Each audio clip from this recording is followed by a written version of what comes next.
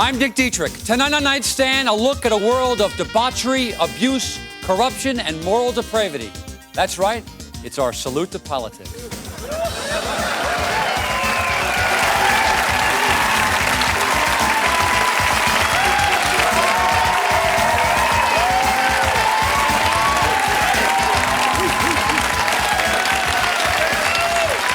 Very nice, thank you. Thank you, very nice. Until recently, U.S. Senator Daniel Handlemeyer was considered a shoo-in for a third term in office. Then a former aide in his Washington, D.C. office filed a $12 million sexual harassment suit telling of unwanted sexual advances, wild orgies, plus a couple of things that were unbecoming to a senator. That aide, Julie Duda, joins us tonight, along with her attorney, well-known feminist, author, and probable lesbian, Connie Croydon. Julia, now, you worked for the senator for 6 years, is that right? Yes. I was a classification G2 sub-level personal assistant with a grade 4 pay scale. What does that mean? I was a secretary. I did typing, filing most of his paperwork. But papers weren't all he asked you to handle, were they? No. One night, the senator and I were working late, and, well, he dropped his pen. I picked it up and I handed it to him. And a minute later, he drops a file. Well, I bent over and I picked that up too. But then he drops his telephone and I'm starting to get the message. Right, you think the senator's retarded. Until he dropped his pants and I was shocked. Really? He was that endowed? Julie's referring to the senator as effrontery. So was I. It was terrible, Dick. He would corner me and then he'd paw me and he'd tell me about his wonderful tongue baths. It was obvious that if I didn't do what he wanted, I would be fired. Ugh, I'm so sorry. This is very painful for you, isn't it? You are very entitled to this breakdown, but could I ask you to just break down a little more towards camera 4? Thank you. Perfect. Dick, the fact of the matter is my client was an impressionable, vulnerable young woman, unfamiliar with Washington's ways, even though she had worked for public servants before. Really? Like who? Well, I started with Senator Ted Kennedy, then Senator Bob Packwood, and before that I worked with Bob Barker for a year on The Price is Right. Well, you obviously enjoy being under powerful men. Now... Oh, no, people. Come on, let's not canoe to that place tonight, huh? Okay, now, before coming to Washington, what did you do? Well, I was the spokesmodel for Microthong panties. Really? You modeled underwear. Let me ask you, how much did you pull down a week? Enough to put myself through beauty college. But I always had this dream to be in government service. Yeah, you say government service, but there are some who say you service the government. I was only a secretary. I did filing. I did typing. Typing? They say you were a hunt and pecker. That's not true at all. I am not like that. Julia, I'm sorry. Camera 4. Now you're attractive, you're shapely, you're very close to being intelligent. Why would a woman like you work for the senator with his known reputation? Well, he told me he was going to run for president, and if elected, he would consider me for a cabinet position. You must be limber. Dick, the senator had an insatiable sex drive. Ask her to tell you about the time he went to Mount Vernon. Who's Vernon? No, Dick. Mount Vernon in Virginia. George Washington's home. We did it there. We did it everywhere. We even did it in the rotunda. Ouch, that's gotta hurt. The point is, Julie was used by the senator until the senator began considering a run for president, and she became a liability. Instead of a really nice asset. Exactly. So I was fired. She would have become just another Beltway romance had she not made a copy of the senator's personal diary. Ah, yes, the senator's diary. You know, I gotta tell you, stealing a man's diary, revealing his private, innermost thoughts, don't you find that sordid, unscrupulous? Well, you be the judge as I read some of the more juicy tidbits from those journals. Oh, and Mueller, can you give my voice a little echo so I sound like Captain Kirk when he's making a log? July 8th. Dear Diary, saw Tipper Gore today. Boy, I'd like to tip her over my desk. Ha ha ha. July 14th. Saw Gorbachev at a black tie banquet. That spot on his head reminded me of a woman's woo-woo. You see, Dick, the actions described here are so typical of a man in a position of power, in the way he was so patronizing and dismissive of women. Yeah, right. Okay. When we come back, we'll continue with our look at sex Washington style and find out which congressmen are best at dispensing the pork. Stick around.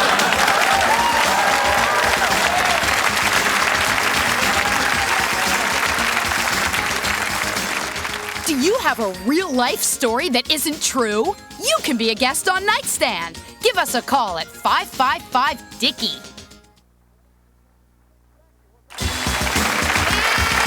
Thank you.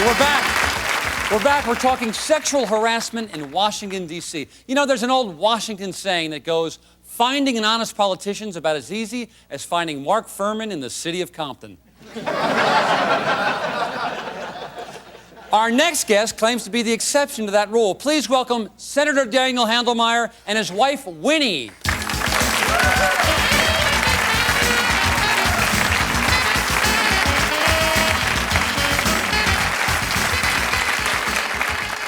Senator, Mrs. Senator, welcome to the show.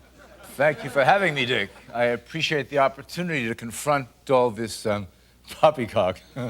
Senator, please, the language. Okay, now you've heard Julie's accusations, and we've already made up our minds. But I wanted to give you a fair chance to respond. Plus, we've got about a minute to kill.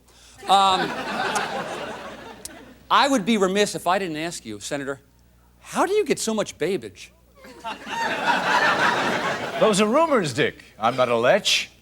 Every one of those incidents she alleges did not happen. And I feel tremendous pity for her and hope she gets help for her problems. Dick, the senator is much too modest to say this, but he has had quite a few sleepless nights. So I hear.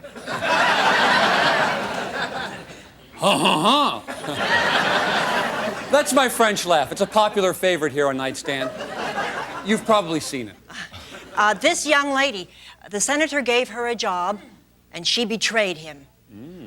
Well, I guess that's the way society is today. I mean, there's this need to bear false accusations and to bring down people who have dedicated their lives to public service. These aren't false accusations. Your husband forced me to get down on my knees, and then he started going like Dick, this. excuse me. Yeah. Isn't it our turn to speak? Yeah. Julie, could you hold that position while we talk to the Handelmayers? Julie. Oh, well. Winnie, forgive me. You were saying something. Yes, I have known the senator a lot longer than her, and I know what a good, decent man he is. And believe me, I wouldn't be with him otherwise. God, I love this woman. You know, Dick, I'm not gonna lie. Our marriage has had its ups and downs. I have sinned in the past, caused in no small part by a serious dependency on alcohol and drug abuse due to an old back injury. Oh. So we're talking prescription drugs, painkillers, that sort of thing? No, Dick. Angel dust. But I'm pleased to announce I've undergone extensive treatment at Betty Ford, and I've joined AA.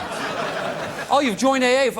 Terrific. For those of you who don't know, AA is a wonderful organization that will come out and jump your car when your battery dies. Yeah. And anyway, I have done wrong. And I apologize to every American. But most importantly, I apologize to my Winnie. And she has forgiven me. And this just makes us stronger. We may be grandparents, but we're still just like a couple of high school sweethearts. There might be snow on the roof, but that doesn't mean there's not a fire in the old furnace. Dick, this is all very sweet. How does the senator explain the diary? Oh, Dick, there's a logical explanation for each and every one of my entries. Senator, once again, the language. Well, why don't I read to everybody some of those entries, and you can, in fact, respond to them. How does that sound? Fair enough. Okay. As soon as she walked into the office, I jumped on top of her, and we rolled around on the floor, and I ripped off her clothes. No, Dick, in that case, the poor woman's clothes were on fire. I mean, what would you have me do? Sit there and watch as she burned to a crisp? Okay, I buy that. Here's another one. All I could see when I looked up were these tremendous hooters. Oh, that's just a case of poor spelling. On that day, I had the privilege of meeting the Indiana Hoosiers basketball team. I don't know if you've ever seen a basketball player in person, but they're tremendously large. Sold me again. No, I'm not even sure I can say this one, so let me show it to you.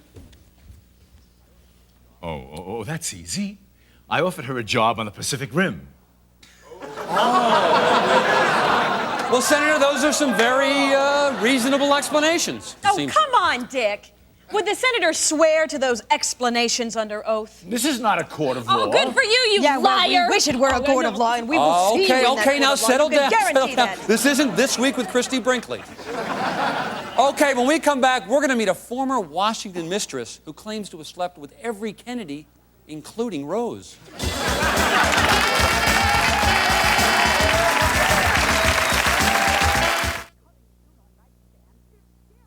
Coming soon on Nightstand, it's Scary Camp Stories. And they turned on the radio, and they heard that Wilmer had escaped from the mental institution, and that he was spotted in the swamp by the woods.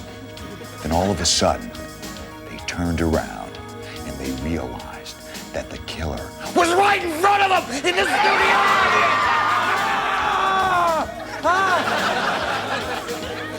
People. Only on Nightstand.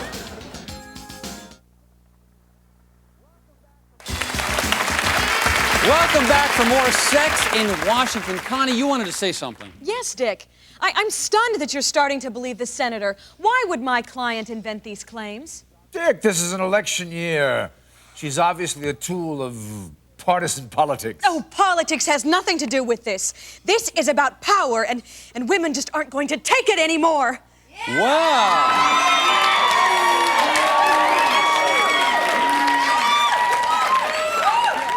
Well, one woman who says Julie should take it is Pamela Exner. Pamela, can you stand up for us, please? Pamela says Julie made her own waterbed. Now she has to roll around on it. And you have personal experience in this area, is that right? Oh, yes, I've slept with several presidents. And she has detailed these presidential liaisons in her new book entitled The Oval Orifice. That's right. Now, Pamela, who was the first president you slept with? That would be Roosevelt. Roosevelt. Roosevelt, refresh my memory. What was his last name? That was his last name, FDR. Okay, so this Roosevelt FDR, was he a good lover? Well, actually, FDR was a dud. But Eleanor, she knew how to please a woman.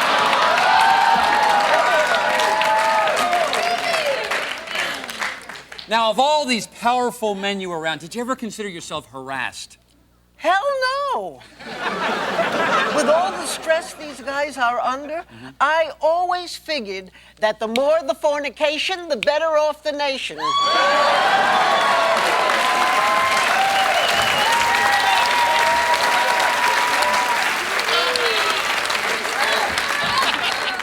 Well, we have some differing viewpoints here. Yeah, ma'am, you want to say something? Yes, this is for the older woman who sleeps with powerful men. Could you be more specific? Oh, okay. Have you ever slept with J. Edgar Hoover or Herbert Hoover? I'm sorry, I didn't hear her. She wants to know if you ever had sex with a Hoover. Upright or canister? Well, anybody else have questions for anybody on our panel? Nobody. Well, they don't seem that bothered by your behavior, Senator. And they shouldn't be. I've done nothing to apologize for. What? Why don't you tell everyone why she was fired? And what about all of those other diary entries? Winnie and I have said everything we have to say in this matter. Right, dear? That's right, dear. Geez, that's too bad. I was hoping to get your comment on one other matter. Oh, what's that, Dick? Well, remember backstage before the show when you were relaxing in your dressing room? Yes? Well, you didn't happen to notice our secret plant cam, did you?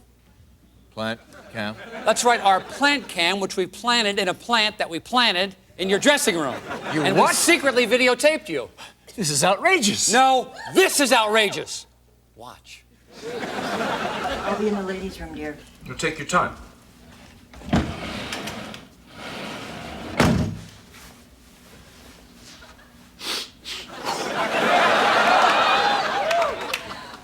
Don't forget to call Raoul and thank him for the excellent blow. Yes? Come in. Hi, Senator. I'm Heather, a production assistant on the show. Is there anything you need? Well, Heather, why don't you come in while I think about that? Oh, okay. So, Heather, you like your job? Oh, I love working in television. That's great. You know, I know some very influential men in television. In fact, I've helped a number of young ladies like you into interesting positions. Really? Yes. Actually, I'm sure I could help you too. Senator, I think I better be going now. Has anybody told you you have a very pretty mouth? We're ready for you in the studio, Senator. Oh, I'm ready. Thank you, Heather. Say, you're a cute little fella, aren't you? Has anybody ever told you you have a real pretty mouth? Oh, my God. Now, Winnie, I can explain everything. Why don't you start with the Coke? Coke? Now, that wasn't Coke. That was new powder formula Advil. I was having a killer headache. Oh, really? And how do you explain Heather, our PA with the killer body, who forgot to turn her high beams off? What's to explain? I was only trying to help her out of this cesspool you call a talk show. I was doing her a great big favor. Oh, nice try, Senator. It's true, it is, it's true. You know, this is a side of you I have never seen before. I think I'm going to be sick. Ah, not as sick as you're going to be when you see the footage we got of you with our patented toilet cam. Toilet can? Put down the seat and let's watch.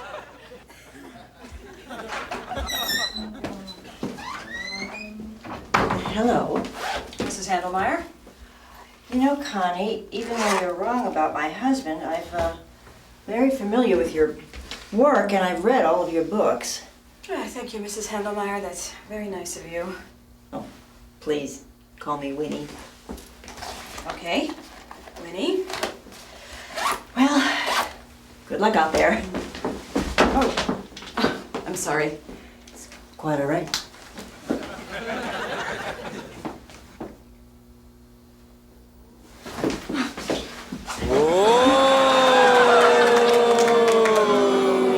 That is great! I was gonna be rich, and now you've ruined my chances! Yes, she did, but not without your help.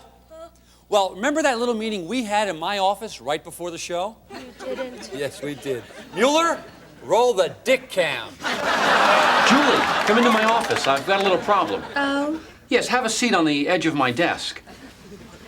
It's that Jerry Springer fella. He's a thorn in my spleen. I wish he'd just go away. You know, I should be hosting the Jerry Springer show. Well, I do know one or two tricks from my days in D.C. Oh, really?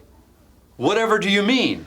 I mean, you make it worth my while, and I'll pay Mr. Springer a little visit, work my way into his good graces, and then we blackmail him into giving up his show. But, Julie, that would be illegal and probably against the law. Come on, Dick. We're all adults here. I didn't make Handelmeyer a pervert. I just took advantage of the fact that he was. You son of a bitch! Aha! I told you she was lying, and now I'm going to sue the both of them. Oh, shut up, you buffoon.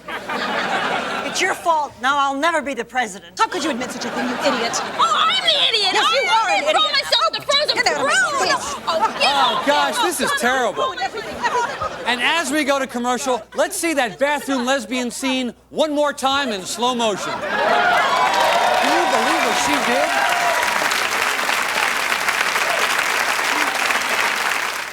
Hi, are you a straight guy in the cast of Cats? If so, give us a call.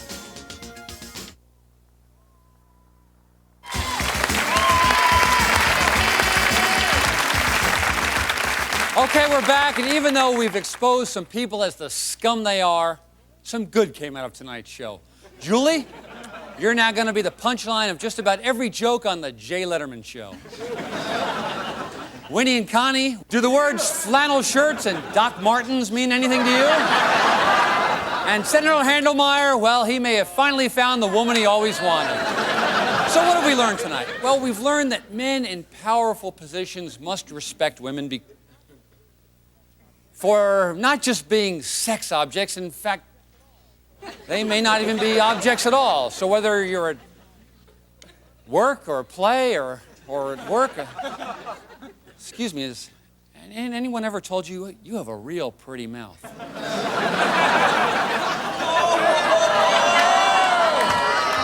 For now, I'm Dick Dietrich.